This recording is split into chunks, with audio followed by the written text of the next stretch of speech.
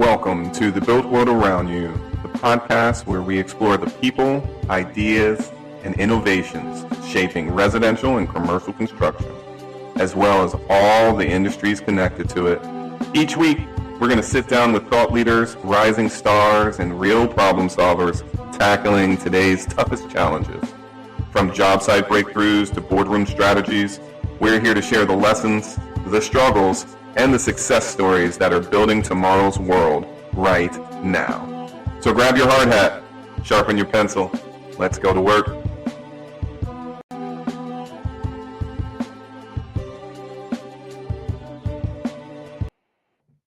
Welcome to The Built World Around You. I am your host, Bobby Thompson, president of Thompson Group Ventures, and I'm so excited for today's episode. If you've been living under a rock, you might not have seen it, but if you've been in the industry and you've been to the International Builder Show most recently, you've heard of and probably have listened to Tammie Ross or read her book, Breaking Ground, Breaking Glass Ceilings. You will be amazed at the amount of effort that this phenomenal business owner, author, keynote speaker, general contractor, she's doing everything. She's doing everything. I'm so excited to have her on the show. Without further ado, please get excited for Tammie Ross. Tammie. Hi, thank you so much for having me, Bobby. How are you? I'm doing very well. How are you doing? I am doing great, thank you. Well, I'm so excited to have you on the show. Thank you. I know that you have a lot going on, so it means a lot to me that you're taking a moment to jump on the built world around you. What's going on in your world? How are things going? Things are going great. I just finished my second book, so I'm pretty excited to be able to share that with the world. Frameworks for Bold Leadership. I think that that's something that the world needs now. So I just wrapped it up, sent it over to my publisher. You know, the National Association of Home Builders is publishing my books, and I'm just looking forward to how that will go over. Well, that's fantastic. Yeah, Well, your first book is highly celebrated. And so thank I you. can't wait to get to my hands on your second book. Awesome, thank you. So you and I have known each other since we met on a panel at NAHB IBS last year. Mhm. Um, but for those folks that don't know you, who are you and what do you do? So I am a general contractor and I'm based out of Tennessee. And my primary markets are Memphis and Nashville. And I became a general contractor back in 2022. I opened up my business, and it's just been, I want to revolutionize the industry as we see it. And it's just been exciting times here lately. Well, that's fantastic. So talk us through what got you excited to write your book, Breaking Ground, Breaking Glass Ceilings? You know, when I entered into the industry, I'm just working in my own lane. I'm not looking at statistics at the time. Mm. And when I brought my passion into this industry because I'm very passionate about the built environment. And one day I had a painting done of my husband and I put it on in our dining room. And when I passed by it, I thought about the future generation, if they would see that picture, they would wonder who we are, what do we stand for. Right. And that's when I started writing love letters actually, to my future grandchildren about this is who we are, this is what we've done. We are in the construction industry and all of those things. And then it started just going to, this is how I have worked in male dominated Mm. industries, explore these untapped markets. And then when I finished, it was a full book instead of these simple love letters. I submitted my draft to the National Association of Home Builders. They absolutely loved it. And they separated the draft into 3 books. And so I have a 3-year, 3-book deal. And That's it's fantastic. pretty exciting. That's very exciting. Kudos on that. So I know that, International Builder Show is moving to Orlando. Mhm. So next year in 2026, what do we have to look forward to coming from Ross, from Residents for Ross? So it's going to be a re-release of Breaking Ground, Breaking Glass Ceilings, a Uh-huh. guide to finding success in male-dominated industries. And the new book will be introduced, and that's the Frameworks for Bold Leadership. And that book is going to teach people how to lead themselves first, then lead your team, and then lead for legacy. I love that. I love that. So, not without giving us too much from the upcoming book, when you say lead yourself first, what do you mean by that? Oftentimes leaders are not positioning themselves in the best way. When you're Sure. leading yourself, you're managing your emotions. You are making sure that you have that levels of confidence needed, clarity, having the credibility, leadership presence, and Mm. also making sure that you're creating an environment that creates a sense of belonging for others. So it's very important to lead yourself first because if you can self manage, you can self manage others. Oh man, we're going to be getting into a little bit now. So, I, I've been, I'll say, privileged in being in a leadership environment where I had leadership above me. And I'm sure I'm not the only one that the listeners probably have as well experienced this, where someone isn't managing themselves very well and they're Mhm. not meeting people where they are. And they haven't been able to actually use any leadership styles that actually resonate with their direct reports. Mhm. So how does one go from that transition, like feeling that and getting to leading themselves first and understanding how to have EQ, how to use different leadership styles with their direct reports? How do you do that transition? It first takes self awareness because once you are aware of what your triggers are personally or what inspires you, what are your strengths, then Mm, what you can start to identify and meet people where they are. So it's really good to kind of know your team and to create. And also, I created a framework for people to pick individuals that would work best in their teams, making sure that your values are aligned, matching your communication strategy so that people can hear you because we all communicate differently, but learning okay. that. And then once a person feels that connection and knows that you care as a manager, then they're more likely to be led. Oh, I love that. I love that. So your framework that's going to be in your next book, is it something that even a non-people manager can utilize? Are they able to kind of use that framework and manage upward? Yes, absolutely. And so it's for existing leaders, but it's for people who are wanting to lead. But Bobby, Mm, when we think about around us, we're leading in every aspects of our lives. If for we have sure. a family, like you have your family, you're the leader of your family. And so if you are a parent in general, you're leading your children. So we all need more leadership qualities. Everyone can expound upon that no Yeah. matter where they are, whatever industry they're in, or whomever they're leading, even if you're only leading Mm. yourself. Oh, that's great. So essentially what you're saying is that no, it not only does it prepare leaders that are currently having direct reports or Mhm. aspiring to lead, every individual can apply what your frameworks are to everyday life and Absolutely. utilize that to make their own life enriched. Exactly. Oh, that's fantastic. So, when you're talking through self leadership and that kind of introspective, that know thyself nugget that you gave, is there a starting point, a blueprint starting point for someone that doesn't really take stock? Where can they start? Where can they start self assessing? Start self assessing your credibility.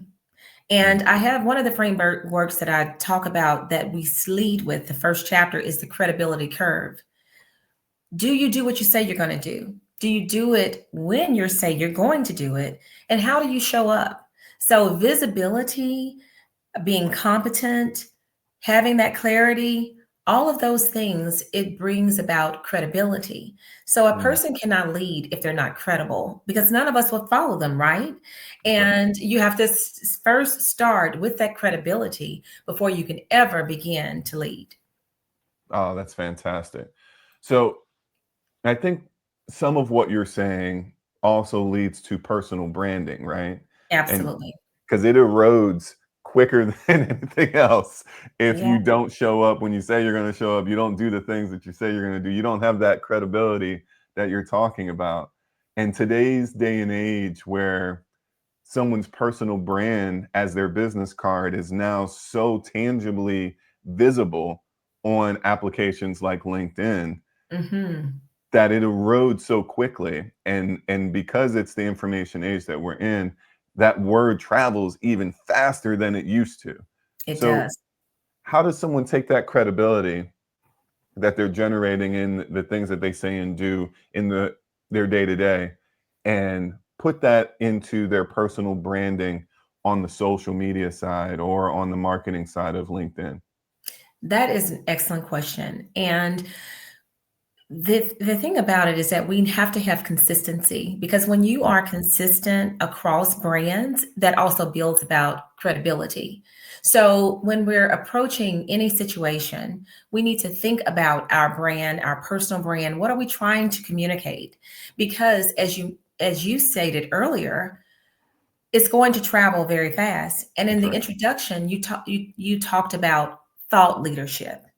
So we have to be mindful and think, pause for a moment. We're in this microwave generation where we want everything instantly, That's right. but it takes time to build a brand, but it takes seconds to lose that. So we need to be sure that we're looking at our blind spots, seeing where there's vulnerability and bridging those gaps. And before we even start our day, look and saying, I am the brand, and this is what I want to accomplish today. And when we see ourselves going off script, we need to pull ourselves back. Now, that's still being authentic, but it's also keeping in mind, what does your authentic self and how do you want to communicate that to the world? Because it's very important to have an idea before you ever get started. That's right.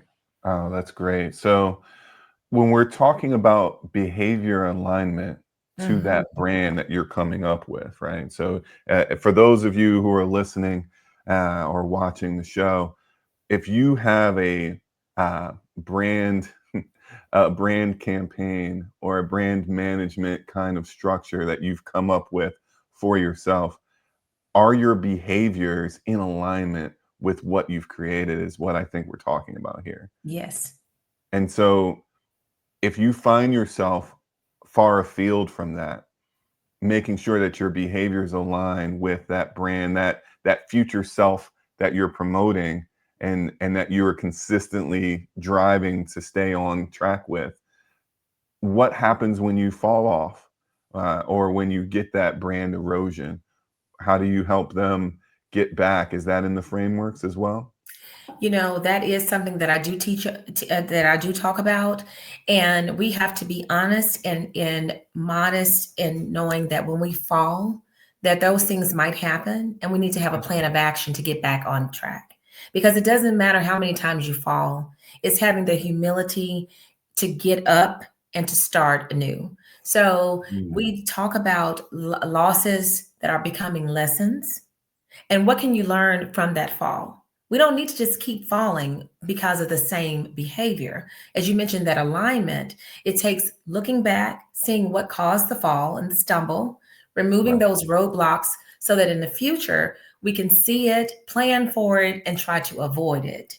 So I think that when we think about our end outcome, what are we really trying to accomplish?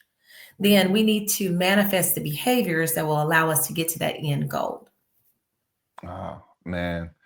You're dropping so many great nuggets, Tammy. I truly appreciate you.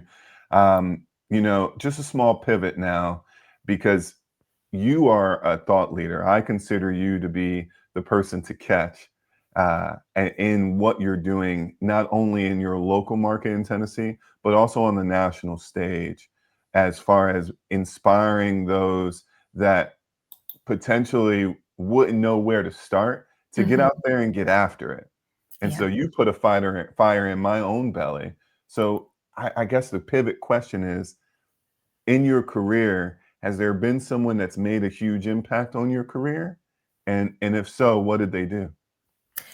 That is a very good question. And I dedicated my last book and also this book to my husband Mhm. because he has not only been a great mentor, but he has led our family with integrity, credibility, and all of those things. And also, as the CEO, my husband also leads from behind as the CFO. And, and that's quiet, bold strength. Yeah. And I really appreciate that his leadership style and that Mm. approachability, willing to take a step back to teach and to educate. So I must say that my husband has been an excellent example for me to follow. That's fantastic. So, at some point, you know that I got to get an episode with you and he together. You know Yes, that has to be a thing. yes, absolutely. We're looking forward to it. All right. So, when you think of your sphere of influence, Tammy, is there a rising star in your local market, in your national efforts that you're seeing coming up in the ranks? And if so, how are they differentiating themselves in the market today? I am seeing a lot of young people entering into this space and Mm. wanting to learn about the built environment. And I am so encouraged by that. I was just at the National Building Museum and they had a Meet the Builder exhibit, and I was the builder that the kids were coming through and meeting. And all of these young minds are just inspiring me. And they're coming from all socioeconomic backgrounds, all cultures, races. And it was just beautiful to see that the way the industry looks now, it's not going to look that way 10 years from now because these young folks are entering into it and they're going to change the game. So I'm really inspired about our future generation and also the investments that people such as the National Association of Home Builders, those association are investing in those future leaders. So that's what I'm looking out for, not just one individual, but a group of individuals that are going to change the game. I love that. And I'm with you on seeing the new generation and how driven and informed they are. Yes. When if you would have asked me at their age, and this goes for because it sounds like you're bumping into not only college level, you're bumping into trade school level and lower, right? Hmm. And Hmm. so if I was their age, and I think back to my younger self, and someone would have said, "Hey, at some point you're going to be a home building executive," I'd have said, "You're out of your mind." Yeah. It was not on my bingo card at all. Mhm. So how about for yourself? When did your career really kind of shift to what you're doing in the built environment? I started off in the automotive industry and I was in it for 18 years and then moving over into construction. So I Mhm. had the transferable skill set. I was working, leading teams, director of strategic partnerships, being over vice president of compliance, all of these types of jobs that lends itself to being transferable into the construction industry. Okay. So this is not something that I thought that I was going to make my way in. I found it through an unconventional path, but I'm so glad I found it here. And so that also gives hope to other folks who are in an industry that has the transferable skill sets to look into this construction industry because we have a vast need for it. And there are so many transferable skill sets that would lend itself to positive energy to energize our industry now. Oh, I love that. So, I'm a service member, a veteran, and I 100% agree with you. There's folks out there in different industries, different sectors that have soft skills that transfer extremely well. I would say the number one soft skill is problem solving, right? Yes. And Mhm. people problem solve in almost every job or every vertical known to man. What are your thoughts on how someone can leverage those soft skills? What are some other soft skills that come to mind in your thoughts from problem solving to anything else that might transfer over? Process improvement is key because when you're building a home, there are several different steps and processes that needs to be adhered to. So being Mhm. able to identify if there are some gaps in the process and putting controls in place because accidents and things may occur, and mistakes may happen in the building process. And being able to see if this should occur, we're going to put this control in place so that we can minimize the impact. So I think that having process improvement skills is very Mm. important, in addition to good communication skills and knowing how to communicate across cultures. Because us as an American culture may be different from a Latino and what they may think as um, proper communication. So taking the time, again, being humble and modest enough to learn who your audience is Right. so that you can communicate effectively. So communication is a very strong skill set that I think that we could use a little bit more of in this industry. Oh, that's great. No, I 100% agree with that. So, kind of taking a step back, we're all works in progress, right? Mhm. So, if someone's identifying, they're doing some self assessments and they're saying, you know what, my communication skills aren't really up to par. It's one of the things that keeps showing up on my reviews. I'm not a verbal or written communicator. What are your thoughts on personal and professional development and how it's important to the folks in any career path, but specifically the building industry? Once you identify that there is a need and that you need to work on your communication skills, there are several coaches. I'm actually launching one of the things that I was wanting to talk to you about too is that I'm launching the Bold Leader Coach, and that is a brand that I'm trying to establish for myself. And one of the things that I'm going to teach is proper communication and how to communicate effectively. Like, for instance, as a general contractor, I have a lot of men that are our contractors. So, learning how to communicate effectively with them. You guys don't want a whole paragraph, you want bullet points, right? So that Right. you can get to the heart of your message and make sure that it resonates to the person that you're talking to. Also, one thing that we fail to forget is that written communication is just as important as verbal communication, if not more, Right. because we need to learn how to write as if it's going to be published and speak as if we're going to be recorded, because oftentimes we are. So we really need to Mm. tune in and make sure that our communication is up to par so that we're resonating with others and that our message is being delivered how we want people to receive it. Oh man, we could talk about 2 hours on that alone. I don't want to hold you. I know that we have a lot of content that we could always kind of pull the thread on and see where that goes. Communication being one of them. But before we wrap up, I wanted to see if there's one nugget, blueprint, message for folks listening out there that you would share for them or the next generation. I would say lead for legacy, not for just today. It's not about just you, it's not about just me, it's about us. And what do you want to be remembered for? And what will be your mark, not only on the built environment, but in the world itself? What do you want to leave behind? Oh, that's fantastic. So let me ask you this, because you have a legacy. You're already in the beginnings of that taking root fully. I'm following you. I know for a fact. I am looking forward to seeing your new book and seeing what else that you and your husband are doing in the future. What do you think your legacy leaves in the next 5 to 10 years? Where do you see that? I hope that my legacy has inspired a new generation of people to live boldly and to take the road less traveled and Mm. to have the conviction that you can be whatever you want to be. Oh, that's fantastic.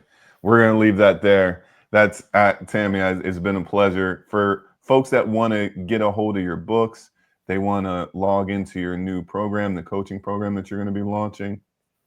How do they contact you? How do they get a hold of you? You can go to my website, theboldleadercoach.com. Theboldleadercoach.com, folks. You heard it here on the Built World Around You.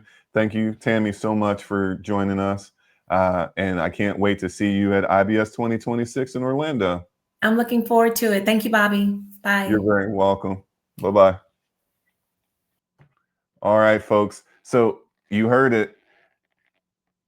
You have no excuse on why you aren't able to get after it. You have support, resources, Tammie's books, top tier information in them, actionable, usable information in them. So don't miss out. Thanks again for listening to another episode of The Built World Around You. And until next time, keep building stronger.